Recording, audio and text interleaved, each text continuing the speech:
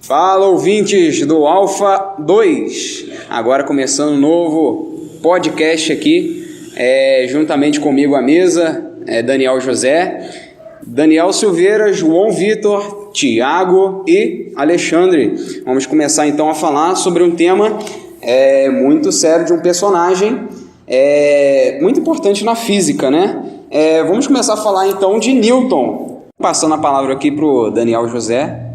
Beleza, boa tarde galera, pessoal do podcast aí que nos escuta. Meu nome é Daniel José, como já foi bem apresentado aqui pelo meu amigo Ageu. E hoje a gente vai estar debatendo um pouquinho, né, a respeito da vida de Newton, né? Esse personagem que teve grandes contribuições na ciência, né, que se não fosse por ele eu acho que a ciência ainda estaria um pouco tardia, tipo assim, ia demorar muito para a gente conseguir definir o que temos hoje. A maioria das coisas tecnológicas que tivemos a gente talvez não conseguiria ter devido a ele, né? Então vamos lá, né? Eu vou começar a falar um pouquinho aqui a respeito do nascimento de Newton e tudo mais, uma curiosidade assim que muitas pessoas às vezes não sabem, como por exemplo, o Newton ele nasceu dia 25 de dezembro, né?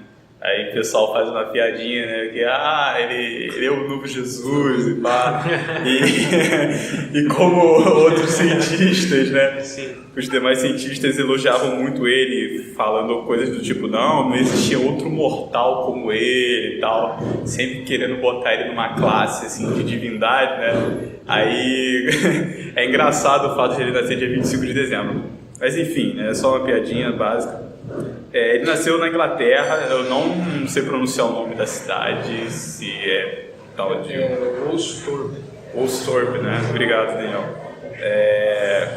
Nasceu nessa cidade que o Daniel falou, que eu esqueci agora, em 25 de dezembro de 1642, né? Ele nasceu prematuro, nasceu numa família pobre. O seu pai, por curiosidade, tinha o mesmo nome que ele, Isaac Newton, né? O pai dele veio a falecer meses depois do seu nascimento, então ele não teve esse contato paterno e no decorrer da infância dele se vê muito isso, né? Porque quando a sua mãe casou-se com outro rapaz, com uma outra pessoa, né? Esse cara não aceitou o Newton, não queria tipo herdar uma família, entendeu? Então o Newton foi deixado com sua avó, que aí isso explica também as questões de possíveis surtos psicóticos que o Newton tinha em questão de ele não se envolver com mulheres e tudo mais, porque ele foi criado muito com a avó, então o ensinamento dele foi muito assim, mediado pela sua avó. Dando continuidade aqui, né, algumas informações que eu acabei de retirar aqui agora, informações extras, a respeito do nome da mãe dele, que se chamava Hannah, e do padrasto dele, que era o reverendo Barnabás, né, o Barnabé, dependendo da tradução assim. Uma outra curiosidade também, eu tinha dito que ele nasceu em 25 de dezembro de 1642, mas isso de acordo com o calendário vigente daquela época, né? Porque até então o Papa não tinha... O Papa ainda não tinha trocado o calendário e muitas pessoas usavam o calendário da Itália. Então, de acordo com o calendário da Itália, né, ele nasceu dia 4 de janeiro de 1643, né? Só informações complementares. E, enfim, né, quando a mãe dele ficou viúva pela segunda vez, buscou ele e voltou para a cidade natal dele, porque ele estava morando até então com a sua avó, como eu já tinha dito, né, numa outra cidade. E buscou ele e começou a tratar dele em casa, só eles dois agora. E Newton estudava numa escola aparentemente assim boa, digamos assim, entre aspas, né? Teve um bom estudo, mas por causa de apertos financeiros, né? Até porque agora sua mãe estava viúva, teve que ser retirado da escola, né? Mas o que não impediu de ser um estudioso, de dar continuidade dos seus estudos, mesmo em ter uma escola tão baixa assim, nível, né, de acordo com os relatos históricos e tudo mais. Sim, sim. É a The King's School em Gretna, né, lá em Londres. E ele morava com o Sr. Clark, né, o William Clark. Isso.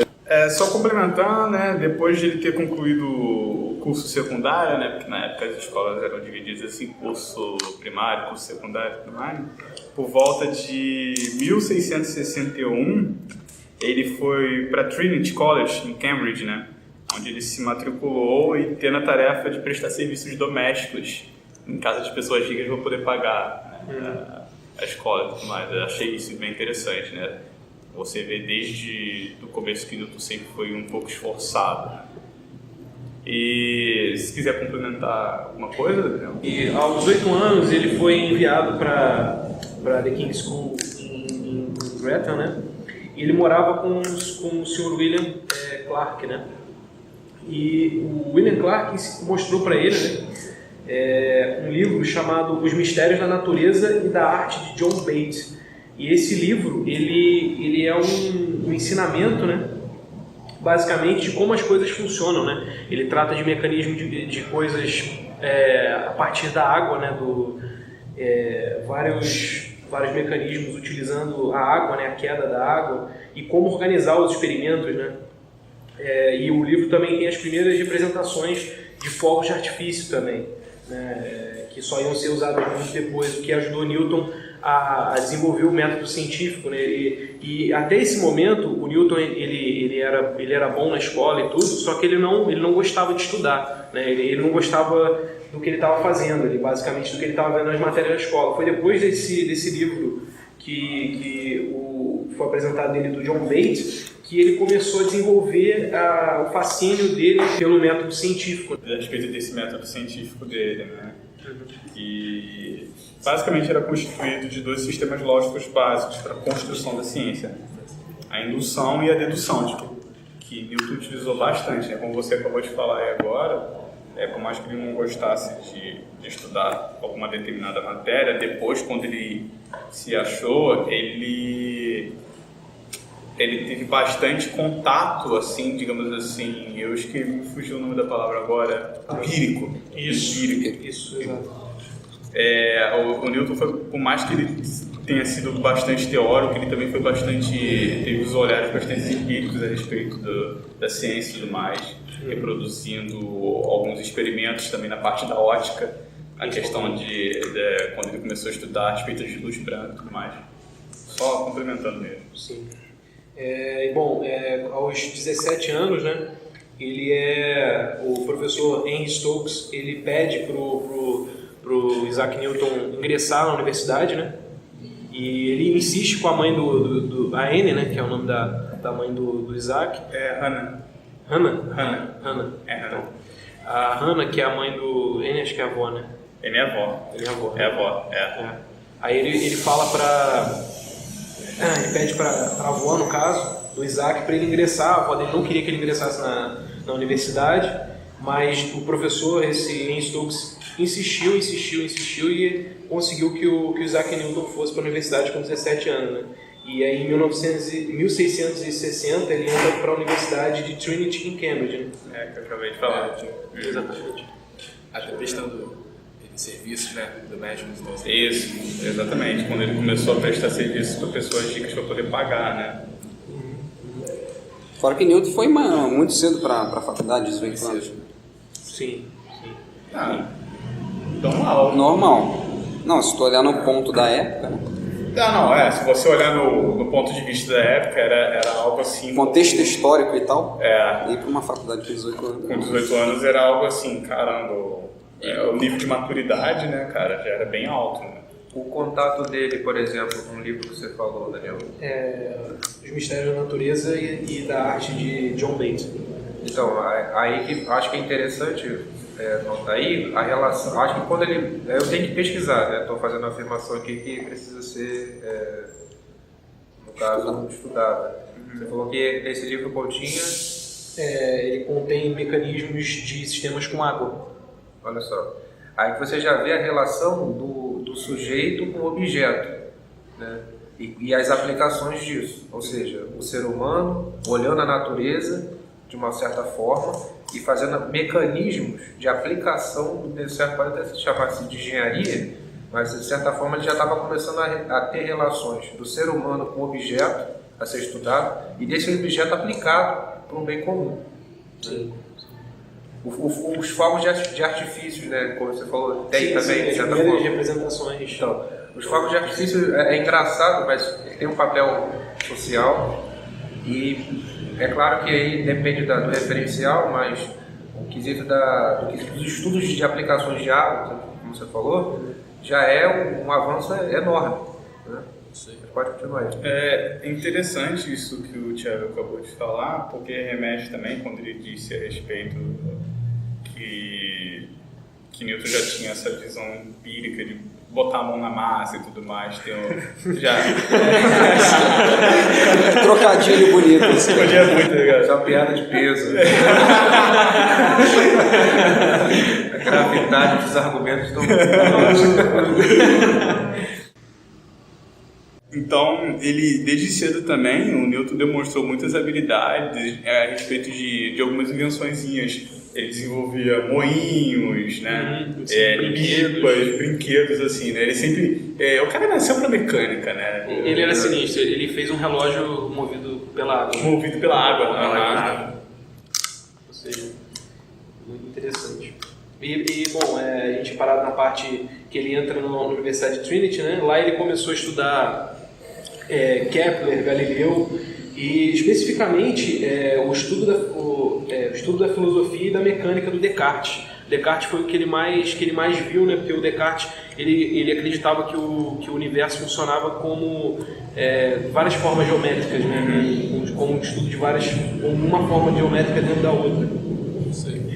E bom, ele era tão notável na época que a matemática, o estudo do cálculo como a gente conhece hoje foi o Isaac Newton que desenvolveu, né? Porque a matemática na época do Newton era uma coisa, não vou dizer básica, mas longe de ser o cálculo que a gente conhece hoje.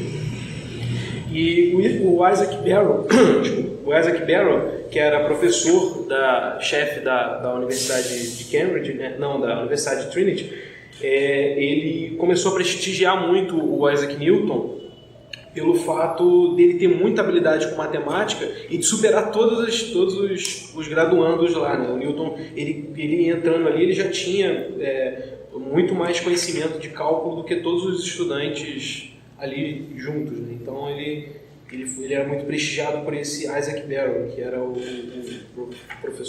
melhor professor dessa universidade dele. E vocês querem falar alguma coisa a respeito? Não, você não teria falar, porque o que eu iria falar agora é a respeito de quando teve a época da peste bubônica, essa faculdade foi fechada. A faculdade foi fechada, aí sim que as coisas começam a se linkar. Porque quando a faculdade fecha, Newton volta lá para a fazenda. Para a fazenda onde a mãe dele tinha levado e tal, que era naquela cidade que eu esqueço o nome toda hora. E dali que ele começou a realizar os experimentos em ótica e química, né? Exato. Isso é importante que o Newton ele fica 18 meses dentro dessa fazenda, né? E é lá que ele faz as principais descobertas dele. Cara, essa pesquisa dele, muita gente lembra realmente da mecânica, da física, da matemática, mas esquece também que ele também escreveu muito sobre alquimia e religião. Sim. Ele escreveu muito sobre religião. Ele era um cara extremamente católico. Acho que era católico, né? Ele era protestante. Ele era protestante, mas isso se devia ao fato do padrasto dele. Esse negócio de alquimia aí que você falou, tem até uma obra que não é muito conhecida que ele fez, que é o Full Metal Alchemist. Não sei se você já viu. Não, mas uma piada. No caso, o Newton ele tinha uma contradição grande com o protestantismo, que ele não conhecia muito, né, sobre religião cristã antes dele entrar para a universidade. E aí, como a universidade era protestante, ele teve que começar a ler sobre, né? E aí ele viu ali que a vida dele tinha sentido, né? Porque ele viu em Deus a maneira mais certa de explicar todas as coisas do universo. Aí o Newton ele começa a procurar propósito em tudo Exatamente, pegando um gancho aí do Daniel, muitos de certos acontecimentos físicos que ele não conseguia demonstrar, ele dizia que partia de uma força assim que eu falo entre aspas, né? É uma visão um pouco, como é que é o nome? da pessoa que ela não tem religião, mas ela acredita no ser maior. Agnóstico, né? É uma visão um pouco agnóstica, né, que ele tinha, mas que no final das contas, depois que ele começou a estudar teologia, ele começou a dizer que existia a figura de um Deus agindo por trás. Sim, né? exato. Portanto, que quando lá na frente, quando ele vai começar a falar de gravitação universal, ele cita o nome de Deus em alguns de seus artigos e tudo mais, entendeu? Porque para ele tinha uma limitação que ele estava, né, desenvolvendo, e ele ia atribuir isso a uma divindade, né? Então, realmente, isso que você falou, né? Não, sim. No caso, o que o Newton não podia falar na época, né, que só foram descobrir 200 anos depois, por causa da perseguição que a religião fazia, é que o Newton não acreditava na Santíssima Trindade. Ele acreditava em Deus, mas não na Santíssima Trindade. Ele dizia que Deus não poderia ser três, né? E aí isso ia dar uma merda do caramba. Desculpa o palavreado aqui, mas na época ia dar um problemão pro Newton, né? Ele ia com certeza ser caçado pela religião. E aí ele nunca admitiu isso em público, né? Que ele não acreditava na Santíssima Trindade e tal. Sim. E isso é um fato interessante, né? Dessa questão, digamos assim, do medo, entre aspas, de poder falar, porque acho que 2 ou 3 séculos atrás, se eu me lembro bem, as coisas que eu já li, quando a física estava se desenvolvendo na Idade Média, nossa, cara, a ciência meio que parou naquela época. Tudo por quê? Por causa dessas questões religiosas e tudo mais. Muitas pessoas tiveram que calar a boca para poder não serem mortas, entendeu? E com isso deixou de contribuir muito para a ciência. Então, a gente vê, né, que até no contexto de Newton, século XVII, ainda continuava isso, né? Ou seja, é claro, tudo bem, não que isso venha tido atrapalhar o desenvolvimento do método científico, do raciocínio científico dele. Mas, se ele tivesse a liberdade de falar isso antes, entendeu? Sim. Talvez ele teria desenvolver melhor. Não, com certeza, né? O Newton, ele era um cara muito reservado, né? Muito. Ele era muito na dele, e aí surgiam vários boatos, né? Na época e tudo, e ainda mais pela concepção dele, mas ele era tão importante para o pensamento da época que eles acabaram deixando essa visão dele, até em certo ponto, não digo da Santíssima Trindade, que as pessoas na época não sabiam, né, que ele não acreditava na Santíssima Trindade, mas outras partes de outras metodologias que ele acreditava dentro da religião protestante eram bem radicais para a época, mas pelo fato da importância dele, acabou que as pessoas aceitavam certa parte da visão dele, né? Então agora vamos passar para o nosso amigo Thiago. Olá, gente, boa tarde, boa noite ou bom dia, não sei, depende da O tempo é relativo, né?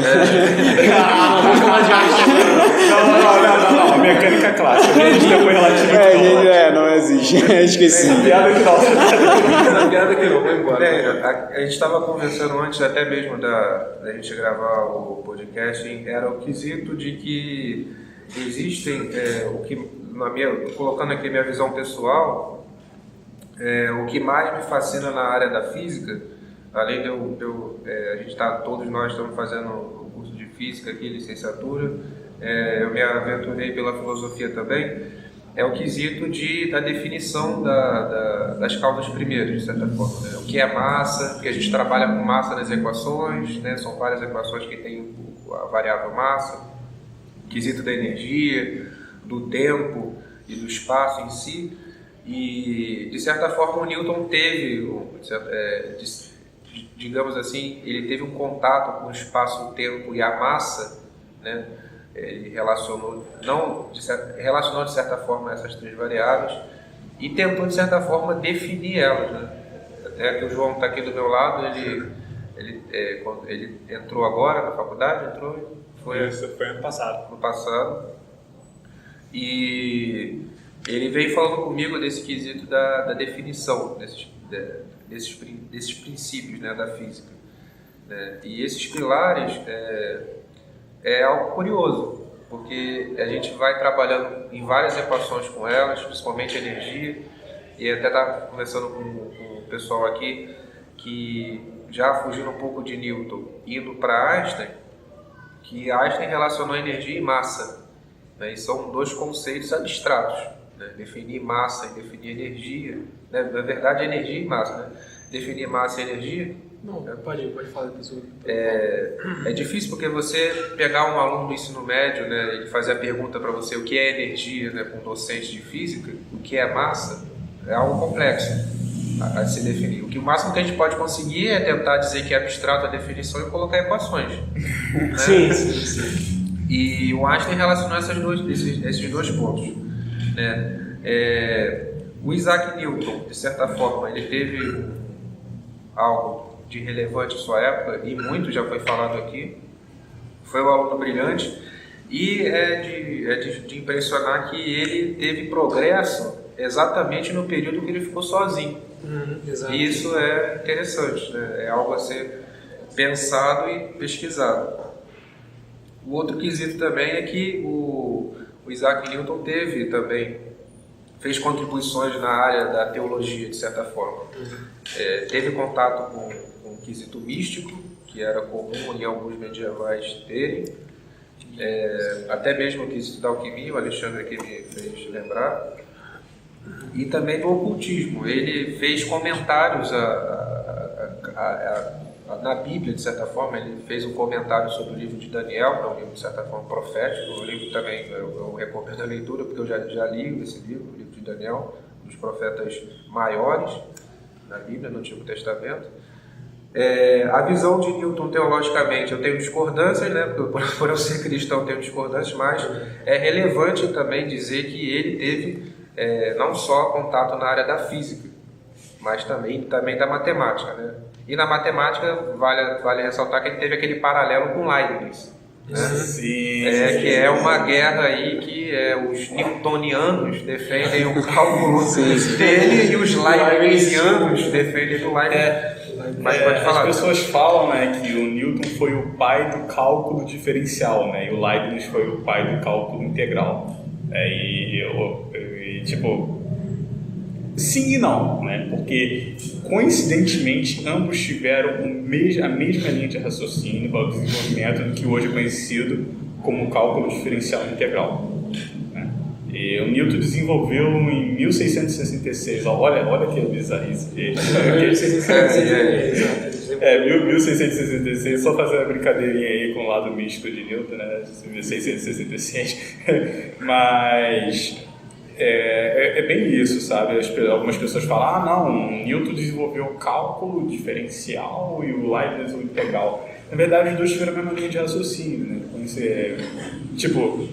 Tiveram entre aspas, porque árabes já tinham conhecimento de tais formulações matemáticas que são muito semelhantes ao que hoje é cálculo diferencial integral, né? Só para complementar. Não, eu queria complementar também, o Thiago estava falando, o Newton tem uma coisa muito interessante nos escritos dele, né, que foram encontrados muitos séculos depois, que na alquimia o Newton tinha achado uma relação, como ele fazia muitos experimentos, de massa com energia. Né, na alquimia ele fez ele chegou a fazer não a mesma relação do Einstein, mas ele chegou a fazer uma relação parecida, né, usando os experimentos alquímicos. Não sei se é assim que fala, mas acredito que seja. Né? Pode ir. Bom, no caso, eles estavam falando da descoberta do Newton, né? Em 1666 o Newton ele publicou ele descobriu a gravidade, né? Teoricamente a descoberta da gravidade e também do cálculo diferencial, né? Desenvolveu o cálculo diferencial. E em 1667 o Newton ele se torna professor da Universidade de Trinity, né? E acaba assumindo o lugar do Isaac Barrow, né? E aí em 1668 ele faz o telescópio de reflexão. Isso é muito interessante, uma descoberta muito importante para as experiências físicas, né? Para a experiência de método científico, porque os telescópios da época usavam lentes, né? Eles aumentavam a imagem com lente. E o espelho do Newton, o telescópio do Newton, ele era utilizado com espelhos recôncavos, né?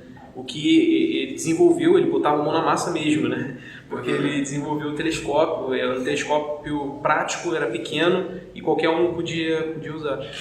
E foi assim que ele começou a ser reconhecido, né? Pelo telescópio que usava esses espelhos de contorno. Aí, em 1669, ele publica o De Análise, que é o primeiro trabalho do Newton. Na verdade, o primeiro trabalho dele foi com a descoberta da gravidade, só que pelo fato do Newton não gostar muito do meio acadêmico e tal, ele ficou muito tempo a publicar as ideias deles. E nessa época era difícil você comprovar de quem era a ideia, igual a gente está falando do Leibniz e do Newton, ou, por exemplo, o método de Newton-Raphson, né? que é do Newton, mas não é, e tem outras coisas também relacionadas até a relação dos planetas, né? Da gravitação dos planetas também, que vai ter um embate dele com o Hooke mais para frente, né? E aí, dentro da universidade, ele pega o método da observação e experimentação do Francis Bacon, né? Que colocava duas operações básicas, né? Que é a indução ao pensamento, que era a negativa e a construtiva. A negativa do Bacon era o seguinte: negar tudo que foi feito antes, e a construtiva é você criar um pensamento novo. Então, Newton utilizou desses argumentos do Francis Bacon para poder construir e mudar os pensamentos que eram ortodoxos da época. O que é uma parada um pouco difícil, né? Que a gente vê muito quando a gente está estudando educação, quando a gente está estudando didática, avaliação, ensino-aprendizagem, essa questão de, como você falou agora, ele teve que desconstruir, né? Ele estava querendo desconstruir algo. Sim. E o processo de desconstrução é pior do que o de construção.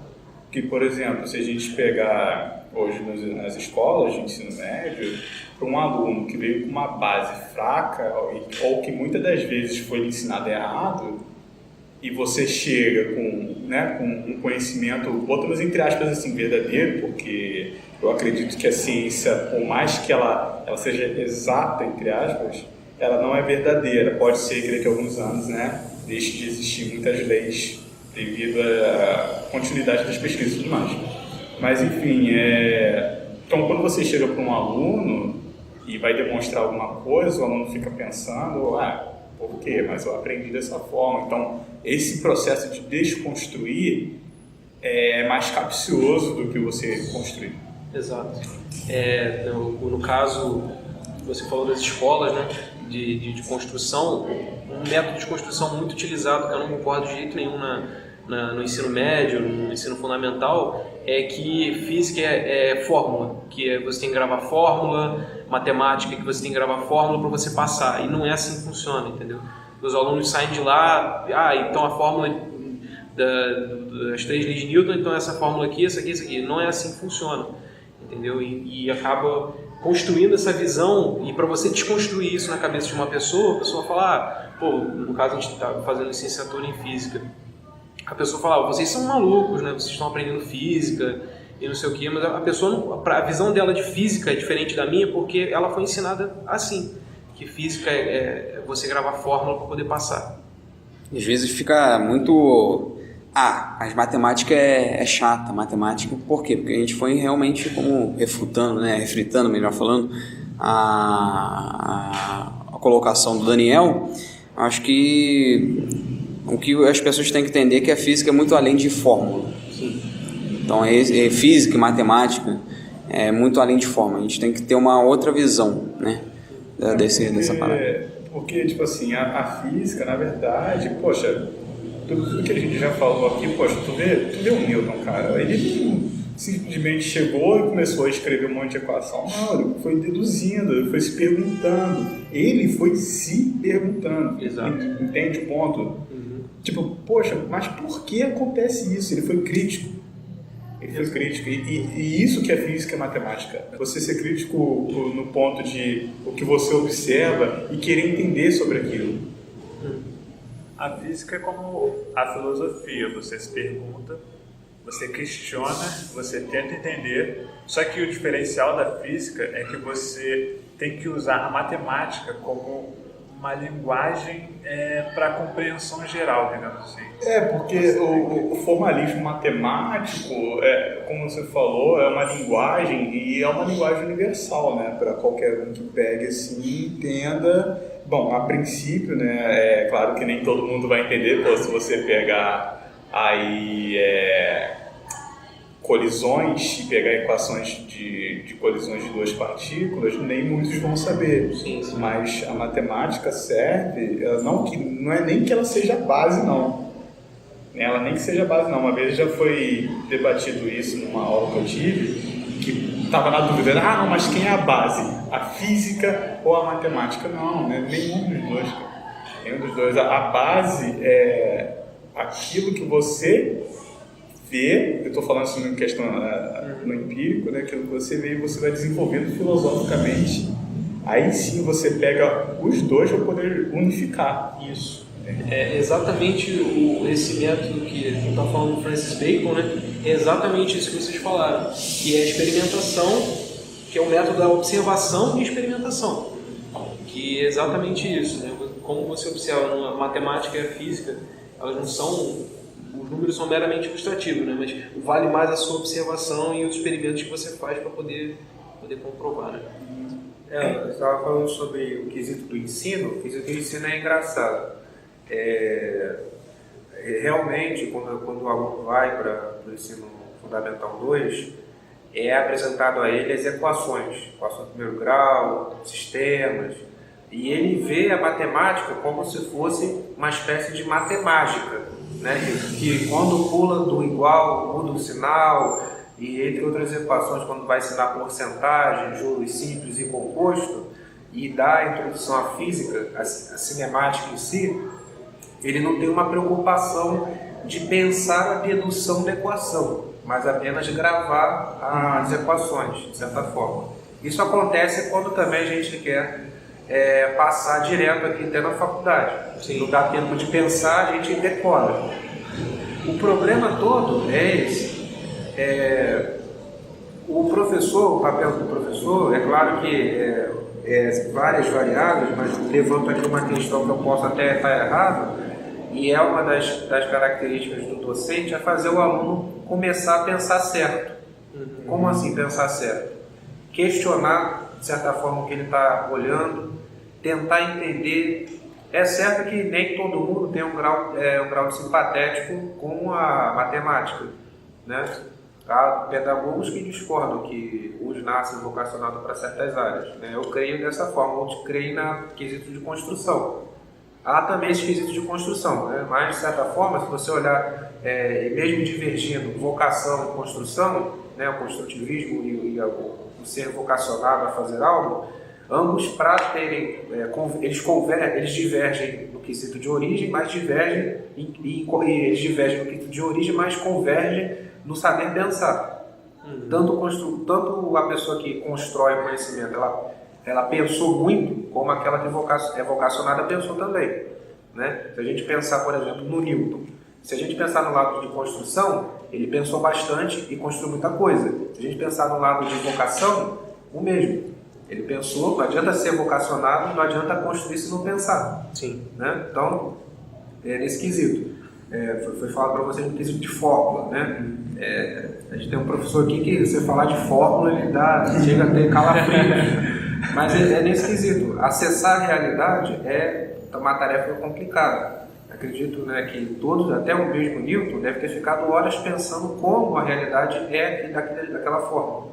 Acessar a realidade. É claro que aí vem vários quesitos da filosofia, né? Que é a realidade, né? Ele já começa por aí. A afirmação que eu disse, acessar a realidade. A ciência quer acessar a realidade, mas como é acessar a realidade? O que é a realidade? Já é outro quesito. Mas, de certa forma, a ciência tem esse papel. E também, vou deixar só chutando claro que levantando uma bola para o alto aqui. O que ensinar, né, a física? Né? Qual o papel do docente em física? Né? Mas vou deixar vocês falarem. Uma coisa que eu acho que ajudou Newton bastante assim, a conseguir fazer as coisas que ele fez foi o fato dele está meio que distante da sociedade. Newton sempre se manteve distante das pessoas. É que nem hoje em dia, quando você vê, sei lá, aquele nerd que não fala com ninguém, mas ele se dá bem, tem boas notas, seja qual matéria for, mas ele tem boas notas, é porque a sociedade, ela de certa forma influencia, porque você vai mais para um lado psicológico, porque você pensa, o ser humano ele quer fazer parte de um grupo, e se a maioria acha alguma coisa, ele meio que é influenciado a achar aquilo.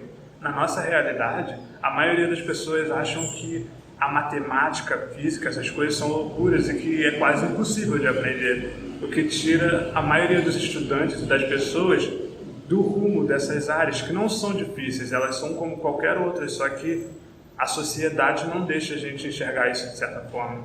Só aqueles que são mais distantes dela, mas aí você pensa, como é que você fica distante da sociedade, sendo que você faz parte dela? Para onde você for, ela vai estar com você, porque você precisa tanto das pessoas quanto as pessoas precisam de você.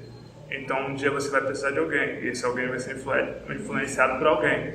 Então você nunca vai poder escapar de verdade dela. Por isso que eu acho que, assim, para um avanço científico, a gente teria que avançar na tecnologia e abrir mão dos, digamos, sentidos, assim, tipo tato, visão. A gente teria que conseguir ir além disso, uma inteligência artificial, no caso, por exemplo, que ela aprenderia o que a gente sabe, só que ela aprenderia de outro modo, sem usar os sentidos, e assim ela conseguiria avançar até talvez explicar pra gente e a gente consiga sair disso que a gente chama de sociedade, que nos prende tanto.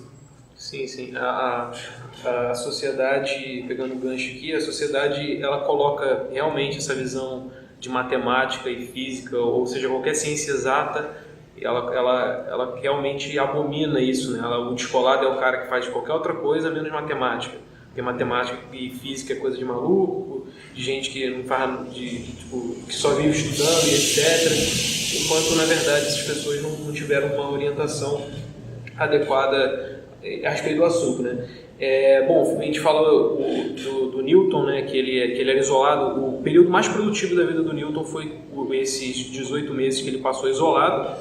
E em 1672 o Newton ele foi aceito na Royal Society, né, onde tinha o Edmund Halley, né, do cometa Halley, que ele recebeu esse telescópio do Newton, o telescópio de reflexão.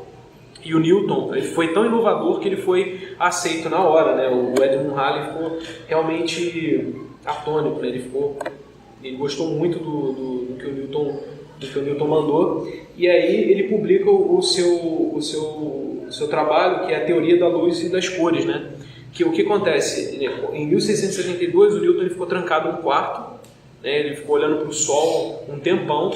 E aí ele ficou 3 dias trancado no quarto, e aí ele abriu a persiana dele com a quantidade exata de luz e pegou um prisma, que na época não era usado igual é usado hoje em dia, ele era um brinquedo, e colocou na frente desse facho de luz, né?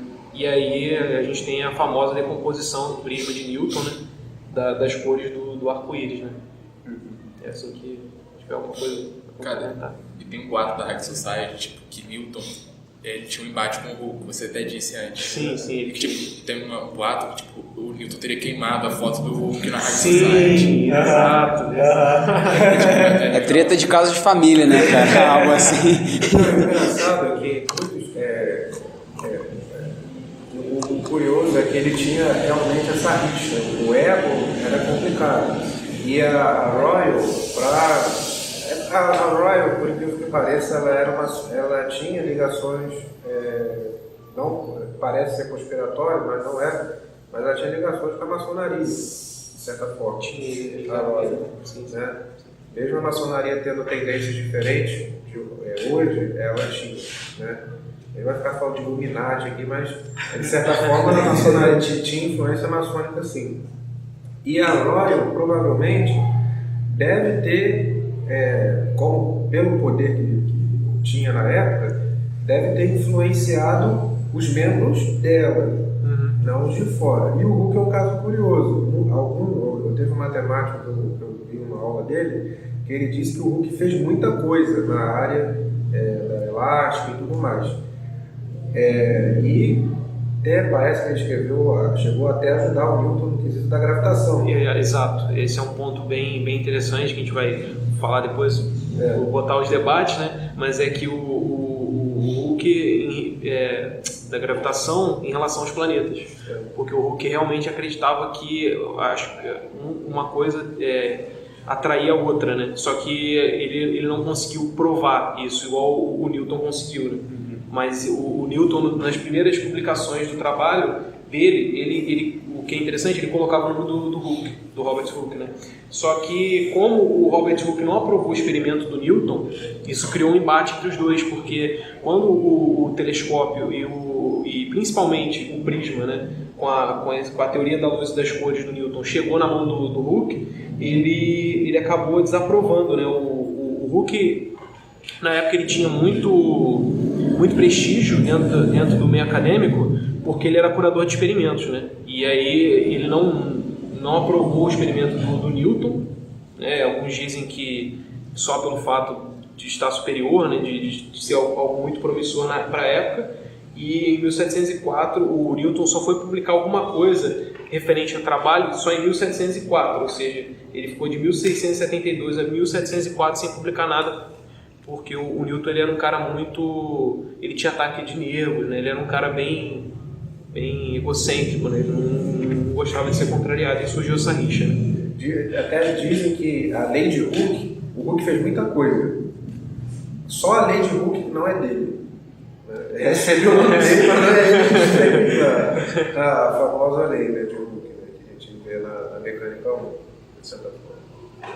Mas é curioso o ego, né, cara? O ego é algo naquela época. Hoje eu não sei como é que funciona fazer ciência, como o cientista faz ciência, mas o ego era muito comum naquela época.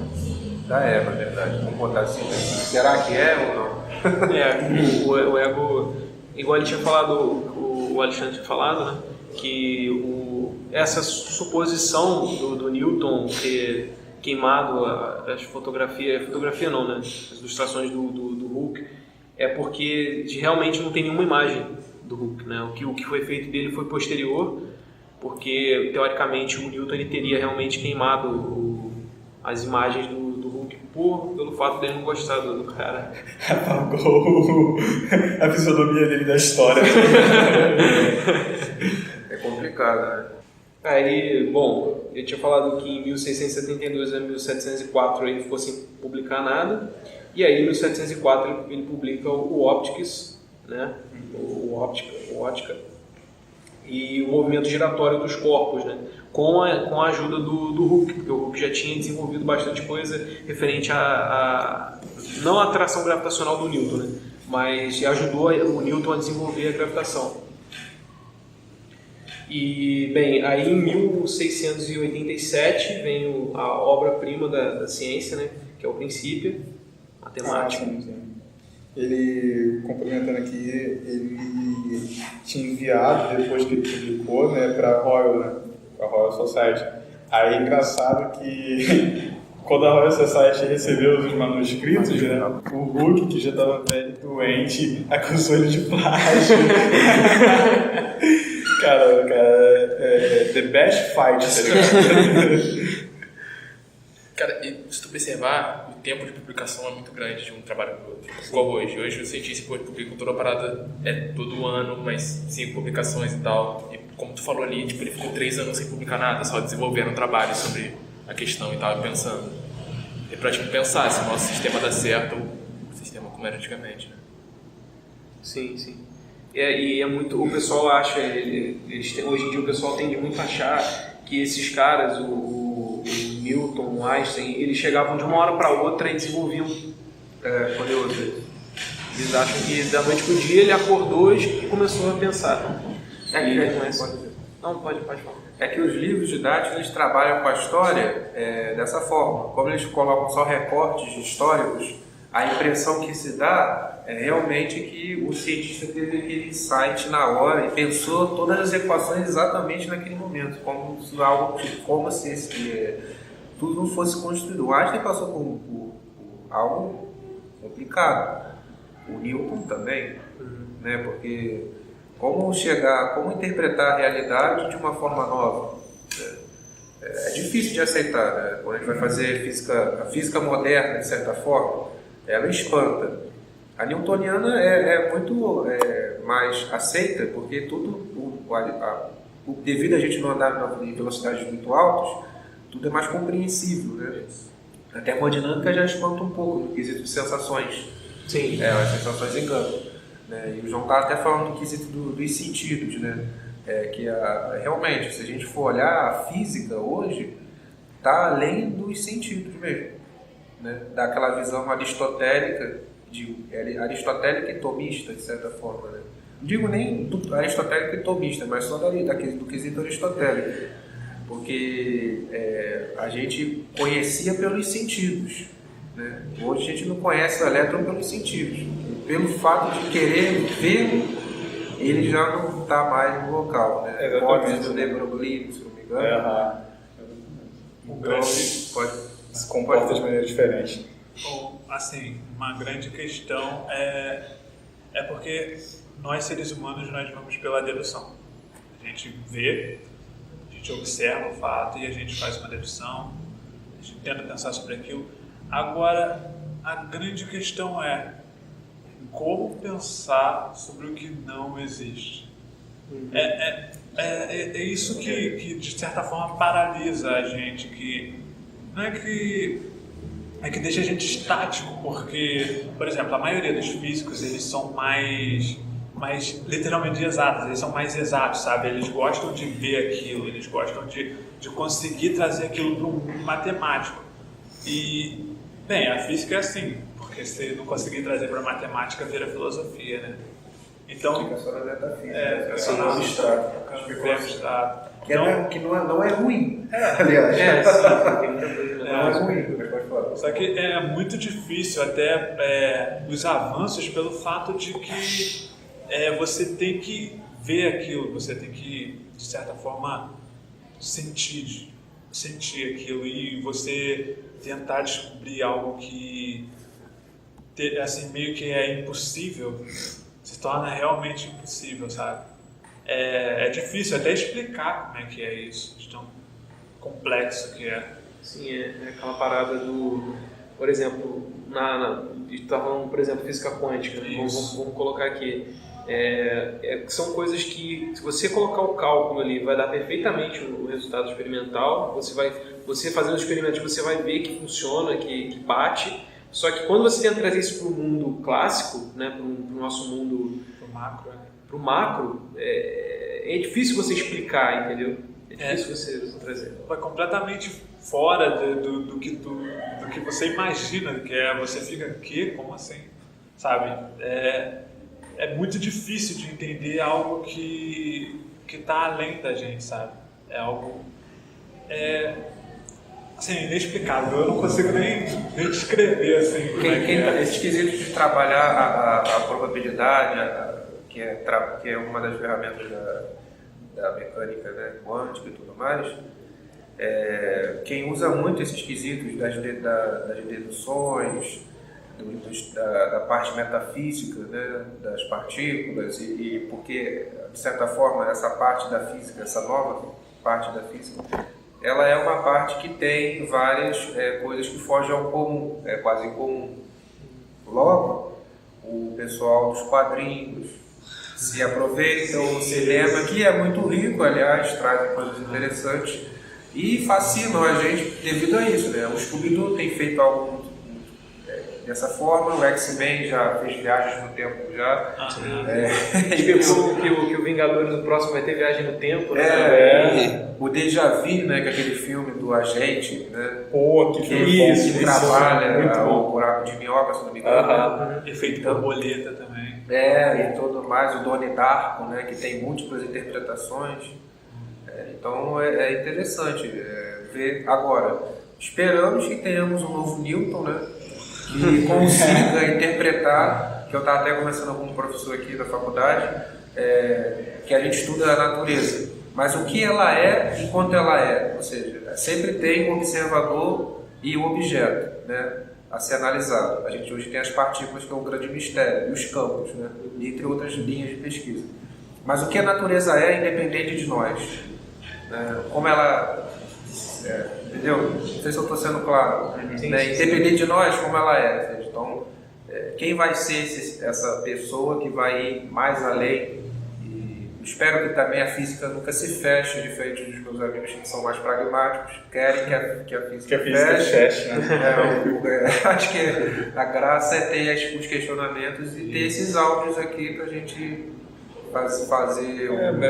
Mas é aquilo, né, Thiago e demais, o que move o mundo são as perguntas, né, cara? Exato. Se tudo já tivesse respondido, a gente nem não ia ter graça, cara. Nem ter graça. A gente não estaria agora nesse podcast. Exato. Verdade. Considerações finais? Então, a importância aí do discurso é realmente, né, transformar uma conversa, abre aspas, né, uma conversa de bar, que nós tivemos aqui, né, para uma conversa em que às vezes tem, né, dúvidas do ouvinte aí, referente a alguns aspectos sobre a própria física, sobre o próprio Newton, né. É importante, né, a gente debater alguns temas de física, de matemática, trazendo convidados também especiais aí para esse debate. Então, a importância aí. Alexandre, considerações finais? Cara, para o bem, essa conversa foi maçante. Pesada essa, hein? João, considerações finais? Vocês vão entender a gravidade desse assunto mais tarde. Daniel? Cara, minhas considerações finais, eu vou deixar um debatezinho com o pessoal aí, que, bom, se vale a pena você abandonar tudo, até os preceitos morais, para você conseguir alguma coisa, né? Porque o Newton, em vários aspectos da vida dele, ele teve que fazer isso para ele poder sustentar o próprio...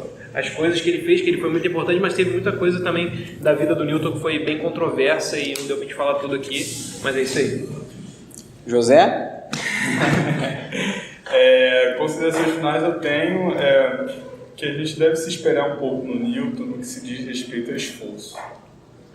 E a gente não precisa ser como ele na questão de se afastar em tudo, mas é até bom às vezes quando você está em casa sozinho e às vezes vem na tua mente uma ideia física, uma ideia matemática e tu fica, pô, caramba, aí tu começa a viajar. Mas a mensagem que eu quero deixar é que nós tentamos ser como o Newton foi no quesito de se esforçar por aquilo que você gosta. Se esforçar mesmo, porque ele se esforçou tanto que hoje o nome dele está em tudo quanto é coisa. Entendeu?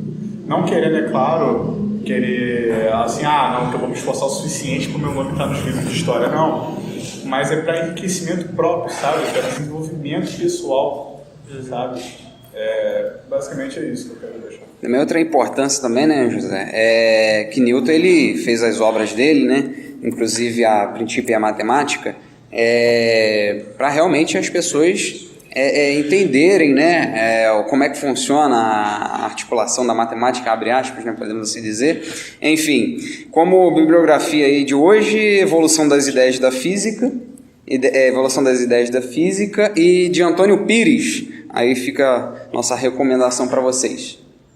Da Livraria Física, da editora, melhor falando. E de minha parte, eu vou deixar de recomendação um documentário, Isaac Newton, O Mágico, que é um documentário da BBC que saiu recentemente, muito bom. Minhas considerações finais para a pessoa que estiver ouvindo, de certa forma, houve muitos erros durante a nossa apresentação, é muito comum.